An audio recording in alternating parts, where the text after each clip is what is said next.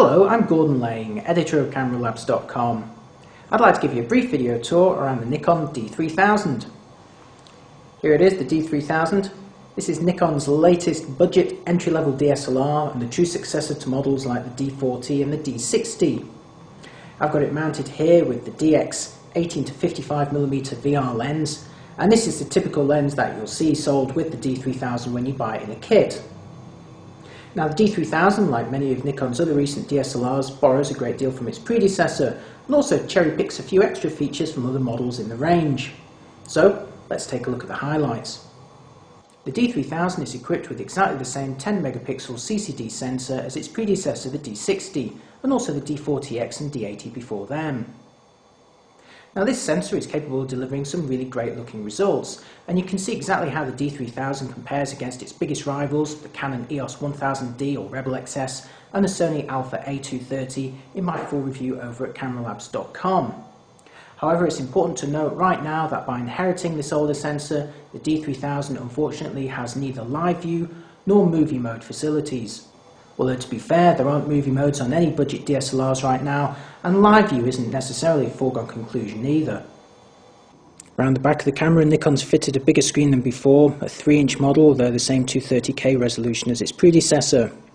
Like the D60, we're pleased to say that the information rotates when you turn the camera on its side, so it's always upright and easy to read.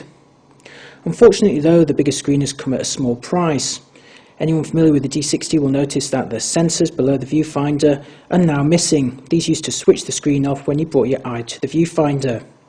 Now you have to press the info button instead to switch the screen off, or of course wait for the power saving to kick in instead. In a significant upgrade over its predecessor, the D3000 is now equipped with the same 11-point autofocus system as the higher-end D5000 and D90 models. This is a big upgrade over the earlier D60, D40X and D40, which all featured fairly basic 3-point AF systems. And better still, the D3000 also inherits the on-demand grid lines of the D5000 and D90, which allows you to switch a grid on and off through the optical viewfinder. This is really useful for aligning images. The continuous shooting is unchanged from its predecessor. It's 3 frames per second, and so long as you've got a sufficiently fast memory card, you should be able to continue to shoot JPEG images until you run out of memory. Here's how that sounds.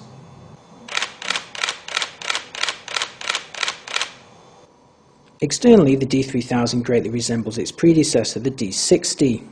The body shape is essentially the same, and you have to look really closely to notice any differences. The first and one of the most important is on the top right surface. The earlier seen preset position on the D60 has been replaced by the D3000's new guide feature. This presents a step-by-step process to achieving certain creative effects, and I'll be showing you more about that in just a moment. Turn the camera to the rear and you'll see the other major change between this and the D60, a larger 3-inch screen. Otherwise the controls are pretty much the same. The ports are too. Behind this door you'll find an SD memory card slot.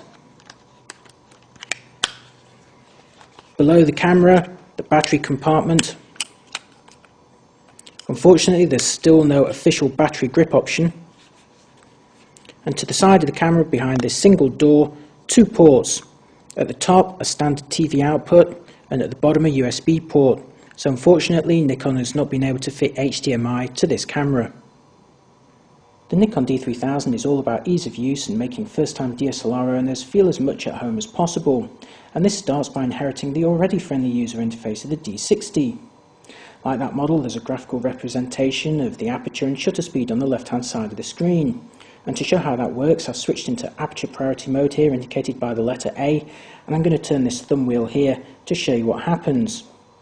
You'll see the F number increase here as I turn the dial, but you'll also notice this graphical iris getting smaller and smaller on the left-hand side. This is a graphical representation of what will actually happen inside your lens when you take the picture. So it's quite nice to see exactly what's going on here if you're a beginner to this sort of thing. But if you're after a more conventional interface, simply go into the menu, choose the info display format, and switch that from graphic to classic. Now when I go back, you'll see this more conventional looking display with the aperture and shutter speed only shown numerically. Like the D60, I can press this question mark button for context sensitive help at any point. If If I press it now, it will explain what aperture priority actually does. Likewise, if I actually cover the lens here to make the exposure too short, you'll notice that question mark now flashing. This means the camera wants to tell me something. I'll press the question mark button again. It's saying the lighting is poor, I recommend you use the flash. So again, this is exactly the same as you had on the earlier D60, but it does make the D3000 very easy to use. Changing settings is also done in the same way as the D60. You press this little I button here in the corner, and you'll notice one of the options up here along the side has now been highlighted yellow. Now this one is actually the image quality, and if I press OK, I can choose to change that, say, to fine compression instead. And likewise, I can move this highlighter over any other setting I want, maybe the ISO sensitivity. Press OK and I can choose a different sensitivity, and again there's little thumbnail images on the side to show me how I might use that sensitivity. Now this is all very friendly, but unfortunately it can be quite slow to use at times. If I now want to change, say, the active D-lighting option, I have to scroll all the way down here, and then once I've set that, if I want to change the quality, I've got to click all the way back up again. So this is quite a laborious process, when in fact Nikon could have done what its rivals do and allow these controls here around the rocker buttons to double up. Maybe if you press up it could change the ISO, press right it could change the white balance. That would certainly make things much easier if you're an enthusiast who's already familiar with the way it works. But so far so similar to the D60, so I want to show you something different now by switching the D3000 to its headline new guide mode. Now we're in the guide option, you can see that that conventional interface has now been swapped by something which looks much more like a wizard from a piece of computer software. That's exactly how it works. You've got three main options here: shoot, view and delete, and setup. And these actually guide you through various goal-oriented activities. That's what happens when you go into shoot. So I've now got three options: easy operation, advanced operation, and timers and remote control.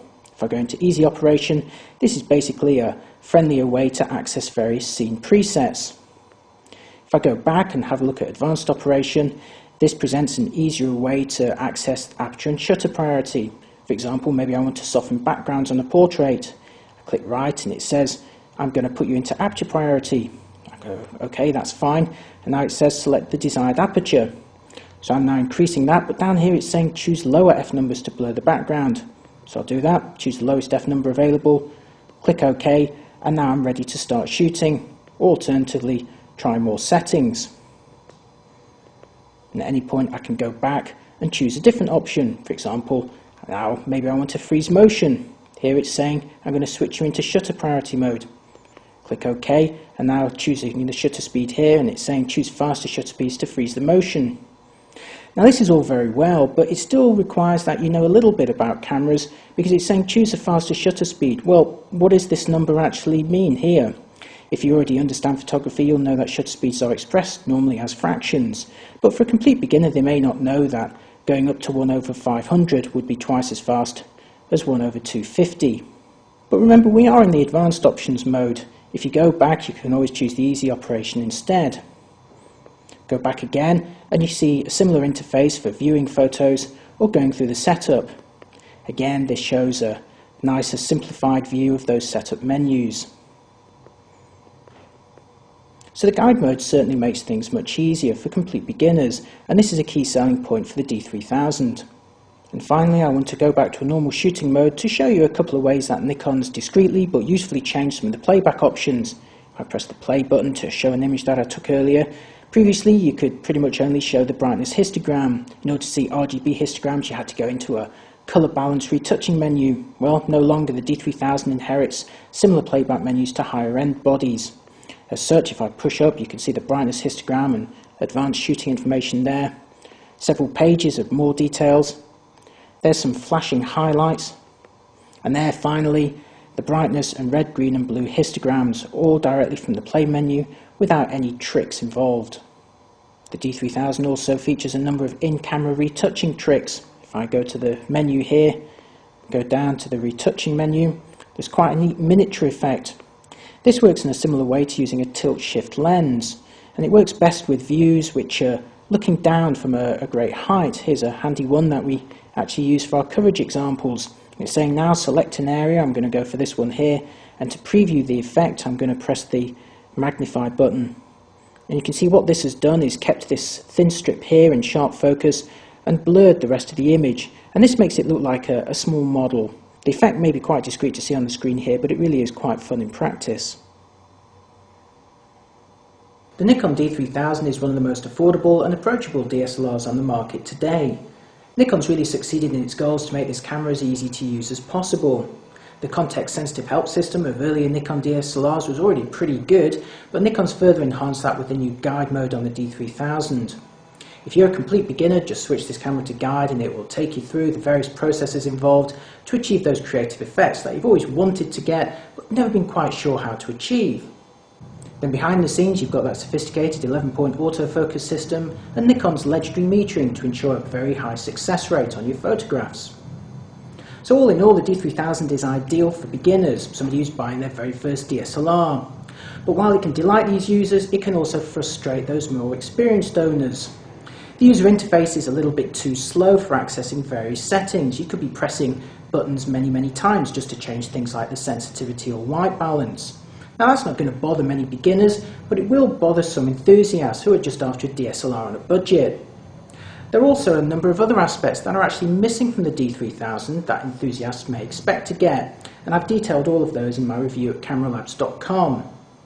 So if you're a complete beginner or buying your first DSLR, the D3000 could be perfect. It really guides you through the process and takes great quality pictures without any effort. But if you're after something a bit more sophisticated, you may find models like Canon's EOS 1000D or Rebel XS a better bet. As always, there's a great deal to weigh up between these cameras, and of course there's also Sony's Alpha A230, which features built-in image stabilization, and at the time I made this video it was also one of the cheapest DSLRs available. So to help you make the choice between these three DSLRs, head on over to my full review at cameralabs.com. There I've compared all the features and the image quality to help you make the right choice.